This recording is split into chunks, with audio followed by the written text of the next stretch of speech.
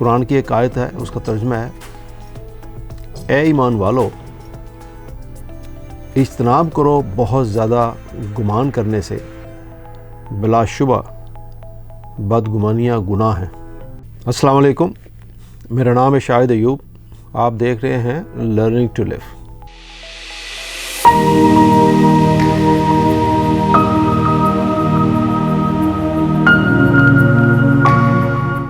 آج کا موضوع ہمارے معاشرے کی ایک اور برائی یا بیماری کہہ لیں جو ہم سب میں کافی سارے لوگوں میں پائی جاتی ہے، اس کو کہتے ہیں بدگمانی۔ میں نے یہ ٹاپک اس لیے چوز کیا کہ میں نے کافی دفعہ آبزرو کیا، اس کو دیکھا، اور یہ اتفاق ہوا مختلف لوگوں سے ملنے کا، بات کرنے کا۔ میرے ایک دوست نے ذکر کیا کہ اس کے ساتھ والے پلاٹ پہ کسی نے گھر بنانا شروع کیا، تو کہتا مجھے بڑی خوشی ہوئی کہ چلو ساتھ مسائے میں کوئی گھر بن رہا ہے۔ تو کہتا میں ان کے پاس چلا گیا وہ پہلے ہی دن، تو میں نے جا کے آپ کا تعارف کرایا، جی ساتھ والا گھر میرا ہے، تو ویلکم، آپ ہمیں مسائے میں آ رہے ہیں، آپ کو کوئی ضرورت ہو کسی چیز کی، چائے کی، پانی کی، کوئی اور ہیلپ کسی طرح کی جا سکے بطور ہمسایہ، تو ہمیں بڑی خوشی ہوگی۔ تو انہوں نے کہا نہیں، جیسے ہوتا ہے، انہوں نے کہا نہیں تھینک یو جی، شکریہ جی۔ تو وہ بات ہوتی رہی، وہ گھر آیا، اس نے گھر سے فریش جوس کے 2 گلاس بنوائے اور اپنے ملازم کے ہاتھ ان کو بھیج دیے۔ گرمی تھی بڑی سخت، جولائی کا مہینہ تھا، تو ایک گڈ ول جیسچر کے طور پہ اس نے فریش جوس کے 2 گلاس بھیج دیے۔ کہتا تھوڑی دیر بعد ملازم واپس آیا، کہا کہ انہوں نے جوس کے گلاس واپس بھیج دیے ہیں۔ انہوں نے کہا ہے کہ جی آپ ہم جوس نہیں پی سکتے، اور آئندہ آپ تکلف نہ کیجیے گا بھیجنے کا، ہم کسی کے یہاں سے کھاتے نہیں ہیں۔ یہ ایک عجیب رویہ ہے لوگوں کا کہ ہمارے ساتھ کوئی اچھا سلوک کرے تو تب بھی ہم بدگمان ہوتے ہیں کہ پتہ نہیں یہ کیوں اچھا بن رہا ہے، کیوں اچھی بات کر رہا ہے ہمارے لیے، اس کا کوئی مطلب ہو رہا، یہ کچھ اور کہنا چاہ رہا ہوگا، کل کو ہم سے کوئی ایسی چیز نہ مانگ لے جو ہم نہیں دے سکتے۔ تو ہم دوسروں کے بارے میں خواہ مخواہ کسی کے اچھے رویے سے یا کوئی اچھی بات کرے یا کوئی اچھا مشورہ دے، ہم بدگمان ہو جاتے ہیں۔ یہ ایک بہت بڑی بیماری ہے، اور اب تو یہ بہت زیادہ عام ہے ہمارے معاشرے میں خاص طور پہ۔ ہم ہر شخص کو شک کی نظر سے دیکھتے ہیں۔ قرآن کی ایک آیت ہے، اس کا ترجمہ ہے، اے ایمان والو اجتناب کرو بہت زیادہ گمان کرنے سے، بلا شبہ بدگمانیاں گناہ ہیں۔ یعنی دل میں کسی کے بارے میں برا خیال لانا، یا یہ سوچنا کہ فلاں شخص سے میرے بارے میں یہ کیا ہوگا یا کہا ہوگا، یا اس نے یہ کام صرف اس لیے کیا ہوگا کہ مجھے نقصان پہنچا سکے، یا یہ گمان کرنا کہ وہ تو ہمیشہ میرے بارے میں غلطی سوچتا ہے، غلط ہی کہتا ہے، یہ سب وہ بدگمانیاں ایسی ہیں کہ اللہ اسے سخت ناپسند کرتا ہے، اور یہ گناہ ہے۔ آپ نے ٹی وی پر دیکھا ہوگا کہ کس طرح کے بہتان اور بدگمانیاں ہم ایک دوسرے کے لیے ہم پیش کر رہے ہوتے ہیں، اس پہ بات کر رہے ہوتے ہیں کہ فلاں شخص نے وہ شخص ہے جی، یا آپ جو ہیں آپ تو انڈین ایجنٹ ہیں، یا وہ فلاں جو ہے وہ کافر ہے، یا فلاں جو ہے وہ امریکن ایجنٹ ہے۔ یعنی آپ کے پاس کوئی حق نہیں ہے، نمبر 1، آپ کے پاس کوئی ثبوت نہیں ہے، نمبر 2، اور آپ کے پاس کوئی ایسی سالڈ انفارمیشن نہیں ہے جس کی بنا پہ آپ کوئی ایسی بات کہہ سکیں جو کہ 100% ٹرو ہو، سچ ہو۔ گھروں میں آپ دیکھیں تو ایک عجیب ماحول ہے، یعنی بہو کہہ رہی ہے کہ میری ساس تو میرے بارے میں اچھا سوچ ہی نہیں سکتی، بھلے وہ ساتھ دل سے کتنی بھی صاف کیوں نہ ہو۔ میری ساس اور میری نند اکٹھی میرے بارے میں سازشیں کرتی ہوئے ہیں۔ یعنی اگر ساس اور نند جو ہے وہ بیٹھ کے فرض کریں ہنس بھی رہی ہوں، تو بہو جو ہے وہ خامخواہ سوچ رہی ہوگی کہ میرے ہی بارے میں کچھ بات کر رہی ہے اور میری ہی کسی کمزوری کے اوپر ہنس رہی ہیں۔ اسی طرح آپ نے دیکھا ہوگا کہ جب کسی محفل میں ایک یا دو لوگ کسی اکیلے کسی بات پہ ہنس رہے ہوں، تو تو وہ ان کا کوئی تیسرا یا چوتھا شخص خام خواہ یہ سوچ لیتا ہے کہ یہ میرے بارے میں بات ہو رہی ہوگی، میری ہی کوئی ایسی بات بیان ہو رہی ہے جس پہ یہ دونوں میرا مذاق اڑا رہے ہیں۔ یہ سب بدگمانیوں کے زمرے میں آتے ہیں۔ یہ ہمارا جو سسٹم ہے پورے کا پورا، یہ تو عام گھروں کی بات ہو گئی یا معاشرے کی بات ہوگی، ہمارا یہ پورے کا پورا سسٹم جو ہے وہ شاید بیس ہی بدگمانی کی بیس پہ کرتا ہے۔ اس کی موٹی سی مثال یوں ہے کہ آپ دیکھیں کہ پولیس کو یہ حق ہے کہ وہ آپ کے بارے میں ایک بدگمانی کرے اور آپ کو شک کی بنیاد پہ کہ آپ نے یہ قتل کیا ہوگا، آپ نے یہ چوری کی ہوگی، آپ نے کسی کو مارا ہوگا، تو وہ اٹھا کے لے جائے اور آپ کو 24 گھنٹے یا 48 گھنٹے کے لیے اریسٹ کر لے اور آپ سے پھر تفتیش شروع کر دے، اور اس کا تو مسئلہ ہی کوئی نہیں ہے کسی کو کوئی چیز بنانا۔ تو ہمارے یہاں جب پولیس کسی کو پکڑ دیا تو وہ بدگمانی کا یہ عالم ہوتا ہے کہ سب سے پہلے وہ یہ یقین رکھتی ہے کہ یہ شخص چور ہے، فراڈیا ہے، جیسے میں نے آپ سے پہلے کہا کہ اس نے قتل کیا ہوگا یا یہ ملک دشمن ہے وغیرہ وغیرہ۔ تو جب آپ کسی کو اس بدگمانی پہ یا شک پہ پکڑ لیں اور آپ کے پاس کچھ ثبوت نہ ہو تو آپ کچھ بھی کر سکتے ہیں۔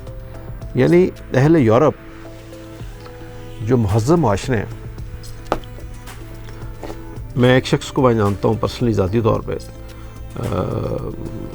اس نے ایک فراڈ کیا، ٹیکس فراڈ کیا، اور وہ اس نے واقعی کیا تھا۔ تو مجھے جب پتہ چلا تو میں نے ایسے پوچھا کہ بھئی آپ نے یہ فراڈ کیا ہے؟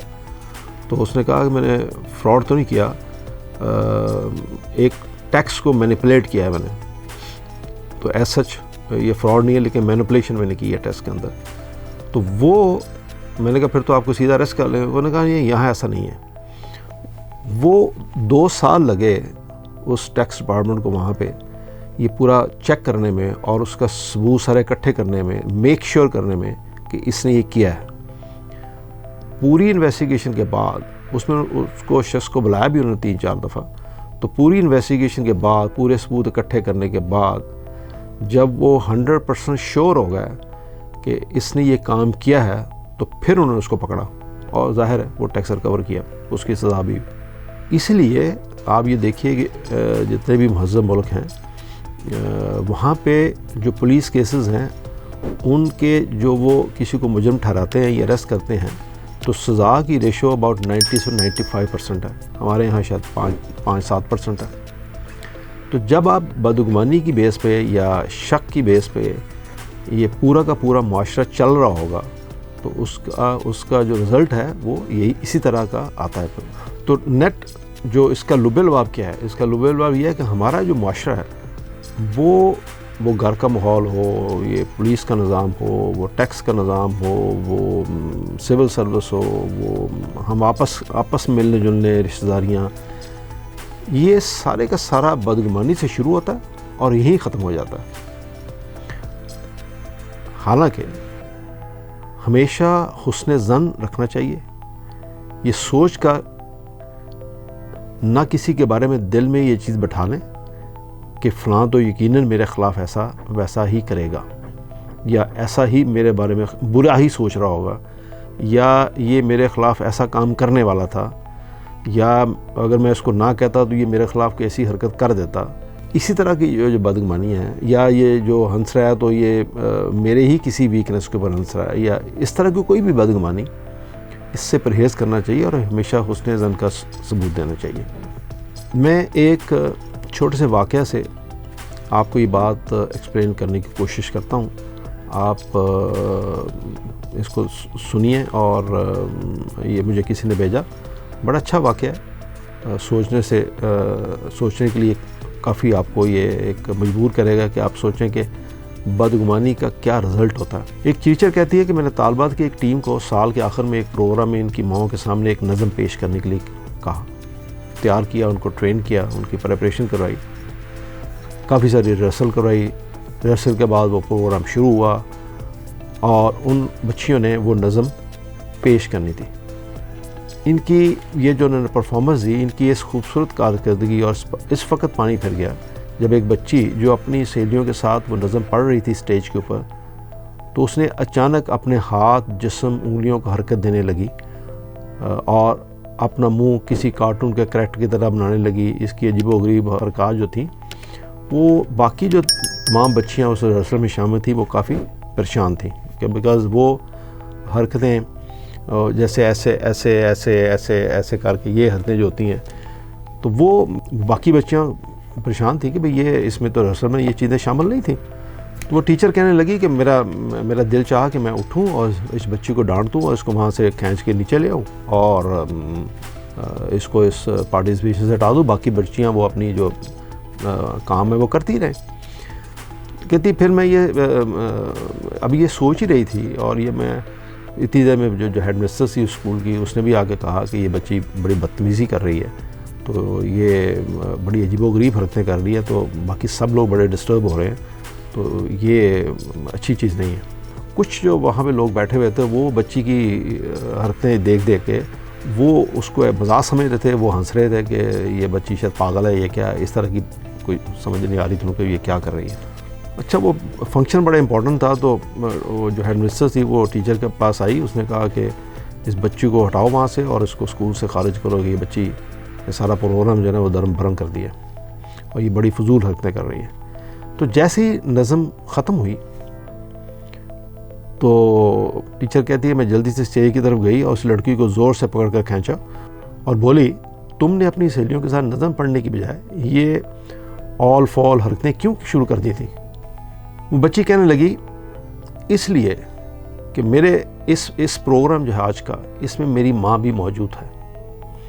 مجھے اس ڈٹائی بھرے جواب پر بڑی حیرت ہوئی کہ بھی ماں موجود ہے تو اس کا مطلب کہ آپ اس طرح کی حرکتیں کرو گی. لیکن مجھے اس وقت بہت دھچکا لگا کہ جب اس نے آگے یہ کہا کہ میری جو ماں ہے نہ وہ سن سکتی ہے نہ بول سکتی ہے. تو میں نے گونگے لوگوں کا کورس کیا ہوا ہے، میری ماں نے مجھے کروایا ہوا ہے، تو میں گونگوں کی زبان میں اس نظم کا ترجمہ کر رہی تھی جو میں پڑھ رہی تھی تاکہ میری ماں سمجھ سکے کہ یہ نظم کیا ہے. اور اس طرح جو میری ماں ہے وہ باقی بچوں کی جو مائیں ہیں ان کی طرح وہ بھی خوشی محسوس کر سکے اور اس کا اظہار کر سکے کہ میری بچی نے ایک نظم پڑھی اور وہ نظم کیا ہے. جیسے ہی اس نے یہ وضاحت کی وہ دوڑ کر اپنی ماں کی طرف بڑھی اور اس کو گلے لگا کر زور اٹھا رونے لگی. جب وہاں موجود سارے لوگوں کو حقیقت معلوم ہوئی تو سارے حال سسکیوں سے گونجنے لگا. واقعے کا سب سے خوبصورت پہلو یہ ہے کہ پرنسپل نے اس لڑکی کو اسکول سے نکالنے کی بجائے اسے انعام سے نوازا اور مثالی طالبہ کا خطاب دیا. وہ لڑکی جب وہاں سے نکلی تو سر اٹھا کر خوشی سے اچھلتے ہوئے گئی. بعض مواقع پر جلد بازی میں رد عمل ظاہر مت کیجیے. ہم لوگ اکثر دیکھتے ہیں کہ ہم دوسرے کی آدھی بات سنتے ہیں اور اپنی رائے دے دیتے ہیں اور بدگمانی ظاہر کرتے ہیں. دوسرے کو موقع ہی نہیں دیتے کہ وہ اپنی بات کو ایکسپلین کر سکے وہ کہنا کیا چاہ رہا ہے. دوسروں پر حکم لگانے سے جلدی سے یا دوسروں کے ساتھ بدگمانی کرنے سے جلد بازی سے کام لینے سے یہ آپ ایک گناہ کے مرتکب ہو جاتے ہیں. محض بدگمانی کی بنیاد پر ہم دوسروں سے نفرت کرتے ہیں، ملنا جلنا کم کر دیتے ہیں، رشتے ختم کر لیتے ہیں. چھوٹی چھوٹی بات پہ ہم اس بدگمانی کا شکار ہو جاتے ہیں جس کا کوئی ایکچولی وجود ہی نہیں ہوتا. اللہ تعالیٰ سے لوگوں کے ساتھ حسن ظن کی توفیق مانگیے کہ اسی میں دلوں کا سکون ہے اور سینوں کی سلامتی ہے. تو جو کے لیے شکریہ. اللہ حافظ.